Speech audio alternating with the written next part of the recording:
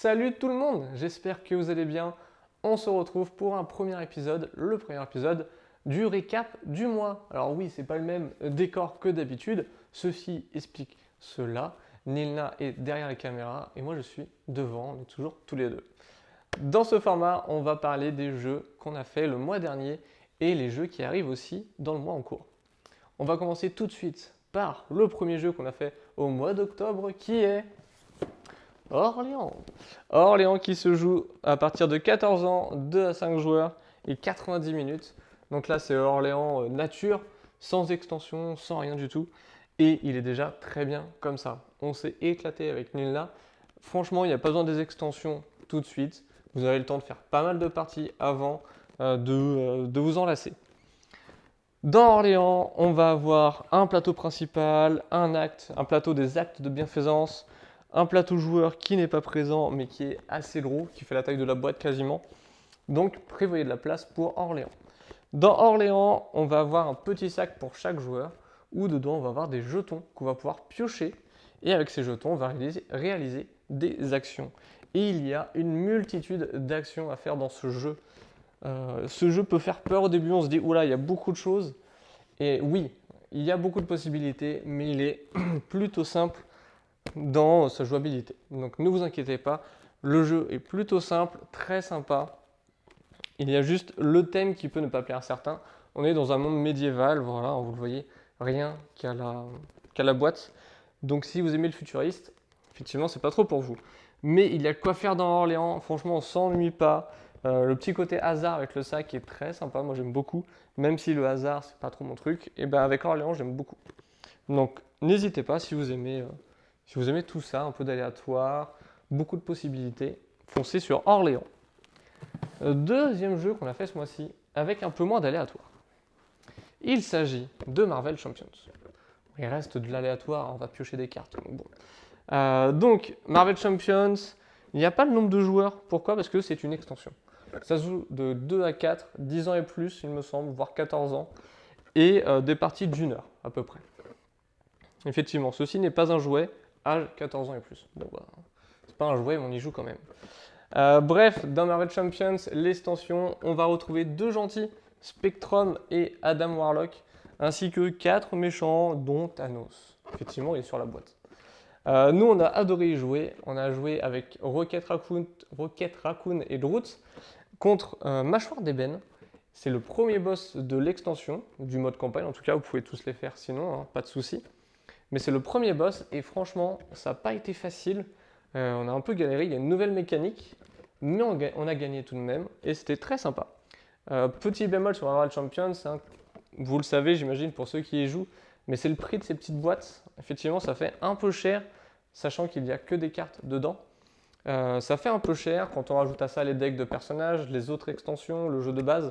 Ça commence à faire beaucoup. Voilà, on aime, on n'aime pas. C'est surtout la licence qui fait vendre. En tout cas pour nous, on est très attiré par la licence. Donc ça nous plaît pas mal. Et franchement, pour un premier boss, nous on a adoré. Voilà. Troisième jeu, pardon. Mais on revient au premier. Et oui, pourquoi on revient? Parce que c'est Orléans Invasion. C'est l'extension donc du premier jeu qu'on a vu, Orléans. Et celui-ci, donc toujours, alors pas toujours, 14 ans et plus, 90 minutes. Mais on change, on n'est plus de 2 à 5 joueurs, mais 1 à 5 joueurs, parce que la boîte inclut des scénarios solo. Et oui, vous allez pouvoir jouer tout seul à Orléans, si jamais, écoutez, votre femme ne veut pas, votre compagnon ne veut pas, vous êtes tout seul, vous pouvez jouer à Orléans tout seul. Mais il y a aussi un mode coop qu'on a fait en vidéo avec Nilna et qui est très très sympa. On a fait, donc il y a pas mal de paramètres interchangeables entre chaque partie. Nous on a joué avec les mêmes sur 2 parties et les 2 parties étaient très différentes. Donc du coup niveau rejouabilité il y a de quoi faire. Le jeu est très très bon en coop. À 2 joueurs c'est très bien équilibré et à 5 aussi. Donc n'hésitez pas si vous aimez les modes coop et Orléans, foncez dessus. On a aussi un nouveau mode pour 2 à 5 joueurs et un mode aussi 1 contre 1, un mode duel pour 2 joueurs. Donc je pense qu'on le fera en vidéo avec Nilna parce qu'on a adoré Orléans. Le mode coop est magnifique, tout simplement. Quatrième jeu et non des moindres, le quatrième jeu, Unmatched Cobble and Fog. Vous voyez qu'on aime bien Cobble and Unmatched, hein, on aime bien. C'est un jeu qui se joue de 2 à 4 joueurs, 9 ans et plus, et des parties de 30 minutes. On peut monter jusqu'à 60 minutes. Vous n'avez pas besoin des autres boîtes, hein. C'est un stand-alone, donc cette boîte suffit pour y jouer. Et on a 4 personnages dedans. On va avoir Dr. Jekyll and Hyde, and Mr. Hyde, Dracula, Sherlock Holmes avec Watson, et Monsieur Invisible, Mister Invisible. Franchement, j'ai adoré. Je vous l'avais dit, vous allez entendre adorer tout le temps dans cette vidéo.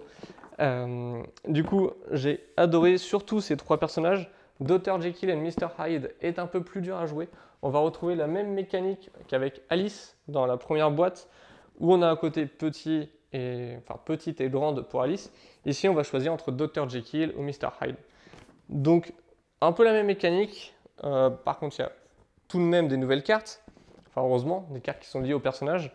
Et surtout pour ces deux-là, Mister Invisible et Sherlock Holmes, on a des nouvelles mécaniques très très intéressantes qui se rapprochent beaucoup du personnage. Pour les deux, vous pouvez le voir de toute façon dans la vidéo qu'on a fait. On a joué tous les personnages. Vous pouvez regarder nos 2 vidéos, il y a tous les personnages, avec une petite erreur de règle d'ailleurs sur Mister Invisible, mais qui n'est pas très dérangeante. Et bref, on a adoré, mention spéciale pour les deux. Parce que franchement, niveau mécanique, ils sont super. Combien? 5e jeu là? On a fait des jeux ce mois-ci. 5e jeu, les pionniers, 2 à 4 joueurs, 45 à 75 minutes et 14 ans et plus. 14 ans, c'est l'âge de la maturité pour les jeux de société. Donc dans les pionniers, on est des pionniers. Et on va aller se balader de village en village avec nos petits chariots, nos petits colons, nos petits chariots comme je l'ai dit, et on va jouer surtout avec des dés. On va avoir un sac, on va piocher des dés suivant le nombre de joueurs, on va lancer ces dés, et avec ces dés on va pouvoir réaliser des actions. C'est ce nombre de joueurs plus un dé. Et le dé qui reste, eh ben, il va influencer sur les événements futurs qui vont arriver au cours de la partie. Mais ces événements, ils sont pas trop cool. On va tomber sur un orage, un pillage, une famine et une maladie. Donc, vous allez gérer, en fait, suivant le dé qui reste, à la fin de votre tour, quel événement va arriver le plus vite. Et franchement, ça apporte un gros côté stratégie. On va regarder le plateau de nos adversaires, se dire, lui, une famine, ça lui ferait un peu de mal. Donc, je vais plutôt laisser un dé jaune en fin de tour, etc., etc. Donc, il y a vraiment un côté très stratégique en regardant les autres joueurs. Donc, voilà, on va essayer de se batailler. Mais par contre, il y a beaucoup d'aléatoires avec forcément les dés qu'on tire du sac déjà, puis qu'on lance, 2 aléatoires. Les colons sont aussi très aléatoires, parce qu'on va les piocher. Qu'est-ce qu'on a d'autre? On a l'équipement qui est aléatoire, et les villages. Donc voilà, c'est beaucoup d'aléatoires, mais mine de rien, le jeu est très bon. Moi, je ne suis pas trop fan d'aléatoires, et pourtant, j'ai adoré les pionniers. Il est très très sympa. Et puis, il y a un petit côté asymétrie aussi. Avec les personnages qu'on prend au début, on va avoir de l'asymétrie alors c'est pas pour les premières parties, mais au fur et à mesure, vous allez pouvoir jouer avec des nouveaux personnages qui sont très sympas. Et le jeu est plutôt joli. Moi j'ai bien aimé, c'est très cool.